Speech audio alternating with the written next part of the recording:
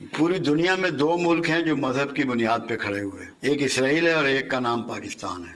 اسرائیل باطل مذہب ہے، انہوں نے اپنے نبیوں کو خدا بنایا، نبیوں کو قتل کیا۔ یقیناً آخری کامیابی ان کی نہیں ہے، آخری کامیابی آپ ہی کی ہے۔ آپ کو اب اللہ جو ہے وہ تبدیلی کی طرف لا رہا ہے۔ ابھی آپ کے جو سوچیں ہیں نا، کیونکہ انسان کے اسٹیجز ہوتی ہیں تین۔ پہلے سوچ چینج ہوتی ہے، اس سوچ کے تحت پھر ارادہ بدلتا ہے، اس ارادے کے تحت پھر عمل ہوتا ہے۔ ابھی ہم ارادے کی پوزیشن میں آ گئے ہیں، سوچ ہماری بدل۔ ابھی آپ دیکھیں بنگلہ دیش میں کیا ہوا، انڈیا سوچ سکتا تھا؟ بالکل نہیں، جی بالکل نہیں، ایون بنگالی بھی نہیں سوچ رہے تھے۔ نہیں سوچ سکتے تھے نا۔ آپ کے ہاں اس سے زیادہ ہوگا دین کا معاملہ، اور یہاں دین پھیلے گا، اور کیونکہ نشات ثانیہ جو ہے اسلام کی وہ لکھی ہوئی ہے، اس خطے کے ساتھ جڑی ہوئی ہے۔ اس میں شیخ عبدالقادر جیلانی کی بھی باتیں ہیں، صوفی برکت صاحب کے بھی حوالے ہیں، اور سب سے بڑھ کے بڑے امام سرکار کے حوالہ جات تحریری شکل میں ان کے ملفوظے موجود ہیں۔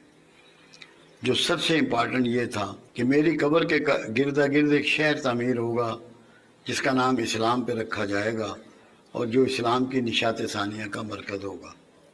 تو آدھا کام تو ہو چکا ہے، وہ شہر تو بن گیا، اب اسٹیٹ بننی ہے۔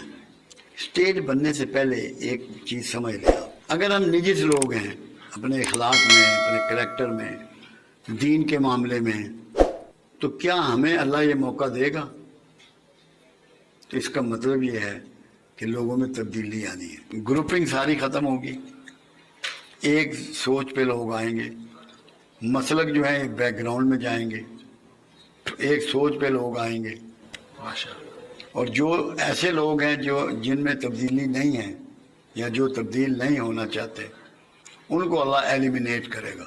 ایسے لوگ آئیں گے، کیونکہ غزوہ کا مطلب یہ ہے، رسول اللہ صلی اللہ علیہ وسلم کی شرکت والے لڑائی کو غزوہ کہتے تھے، ورنہ سرایہ ہوتے تھے۔ آپ شریک تو نہیں ہیں مگر پروگرام آپ کا ہے۔ اب قرآن کہتا ہے کہ آخری فتح اسلام کی ہوگی اور دنیا میں اسلام پھیلے گا۔ مرکز اس کا جو ہے وہ تین ملک ہیں، جو میں نے اپنے اس میں پوائنٹ میں لکھا ہوا تھا، پاکستان، خراسان۔ خراسان میں سارا افغانستان بھی آتا ہے، اور ترکستان۔ تین ملک اس میں پورا حصہ لیں گے اور فتح یاب ہوں گے۔ اسرائیل کے نابود ہونے کا، بنو اسرائیل کے وقت قریب ہے۔ کہ سب سے پہلے یہ ہے کہ رسول اللہ صلی اللہ علیہ وسلم کا ایک فرمان مبارک ہے کہ سب سے بہتر زمانہ میرا، اس سے کم بہتر میرے اصحاب کا، اس سے کم بہتر تابعین کا، اس سے کم بہتر تبع تابعین کا، اس سے کم بہتر تبع تابعین کا۔ یہ 5 دور ہیں۔ اس کے بعد چھٹا دور جب شروع ہوگا، یہ دور فتن ہوگا، جو قیامت تک بڑھتا ہی چلا جائے گا۔ دور فتن میں چلنے والے سے کھڑا ہوا، کھڑے ہوئے سے بیٹھا ہوا، بیٹھے ہوئے سے اپنے گھر میں دروازہ اندر سے بند کر لے، وہ محفوظ ہے۔ مگر دور فتن کی جو آپ نے تفصیلات بیان فرمائی ہیں، احادیث ہیں، ساری ترتیب ہے، مسلم میں ہے، بخاری میں ہے، بلکہ احادیث کا کوئی مجموعہ ایسا نہیں جس میں ان کا ذکر نہ ہو۔ خاص کر اولیاء مقبول جان نے ابھی ایک کتاب تھی حماد بن نعیم کی، وہ چھپوائی، وہ ہے دور فتن پہ، اس میں بھی یہ سارے ذکر موجود ہیں۔ جس کے مطابق جو میری فیلنگ ہے، جو میں محسوس کر رہا ہوں، میرے ذہن میں ایک ترتیب اس کی بلٹ ہوئی ہے۔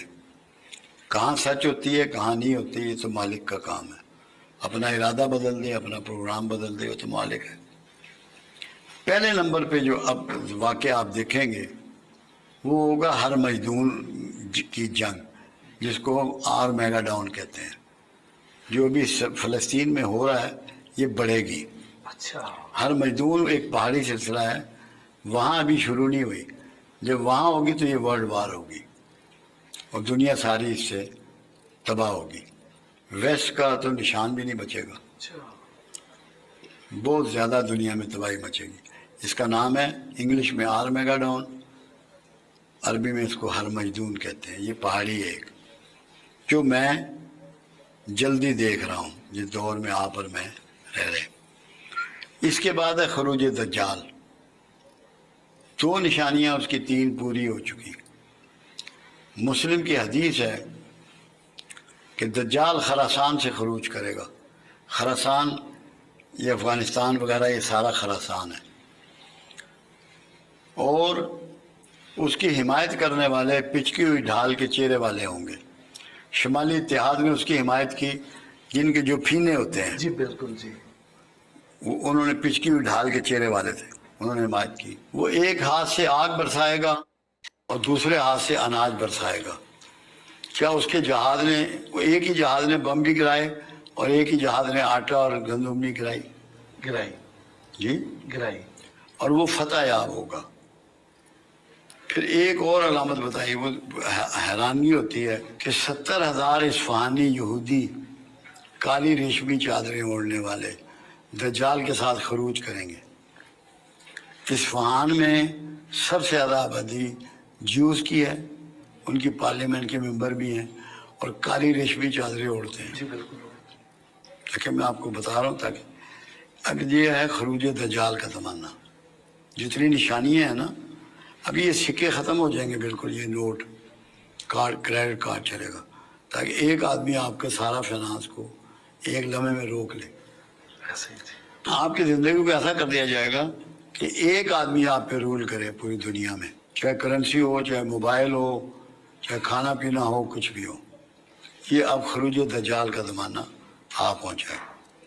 پھر ظہور مہدی ہے نزدیک. اس کے بعد پھر خاتمہ بنی اسرائیل ہے، جو ہر مجدون ہوگی نا اس کے ساتھ ہی اسرائیلی ختم ہو جائیں گے. حدیث مبارکہ یہ ہے، کوئی پتھر، کوئی اینٹ، کوئی درخت، کوئی سایہ ان کو پناہ نہ دے گا. صرف ایک درخت ہوگا زرکت کا، وہ اس کے پیچھے یہودی چھپ سکیں گے. یہودیوں کو اس حدیث کا اتنا یقین ہے کہ انہوں نے یہ 50 لاکھ پودے لگوا دیے ہیں زرکت کے. ان کو پتہ ہے کہ یہ پوری گلی. اس کے بعد ہے اسلام کے نشات ثانیہ، جس کے سٹارٹ 3 ملکوں سے ہوگا: ترکیہ، پاکستان، خراسان. پھر غزوہ ہند ہے کہ ہندوستان پہ یلغار ہوگی اور وہاں اسلام پھیلے گا. ہندو یا اسلام قبول کریں گے یا مارے جائیں گے. پھر نزول عیسیٰ ہے. نزول عیسیٰ جب ہوگا تو جو فوجیں غزوہ ہند لڑیں گی وہ جا کے شام میں عیسیٰ کی فوجوں سے جا ملیں گے. یہ تو جو ترتیب میں دیکھ رہا ہوں، محسوس کر رہا ہوں، پڑھتا ہوں، وہ ہے. پاکستانیوں میں بڑی چینج آئے گی. غربت یہاں کبھی نہیں ہوگی. ابھی بھی اگر کوئی یہ کہے کہ پاکستان غریب ہے یا لوگ غریب ہیں، اس سے بڑا جھوٹ کوئی نہیں. کیونکہ میں 1964 سے فگر نکالتا ہوں، جو کچھ ایک عام شہری کے پاس، ایک پاکستانی کے پاس سامان و دیگر سہولتیں 64 میں تھی، اس سے 4 گنا سے 6 گنا ہے اس کے پاس. جی بالکل ہے. صرف ہم ناشکرے ہو گئے ہیں. ہر وقت اللہ کے موسم کا، اللہ کے پھلوں کا، سبزیوں کا، گوشت کا، دودھ کا، انڈے کا، حکمرانوں کا شکوہ کرتے ہیں. یہ نہیں سوچتے اب جیسے حکمران ہی ہیں، ہم یہ سمجھ رہے ہیں کہ یہ خود آ گئے یا ان کو فلاں ووٹوں نے بنا دیا. قرآن تو یہ نہیں کہتا. قرآن تو کہتا ہے جس کو چاہوں معزول کروں، جس کو چاہوں حکمرانی دوں.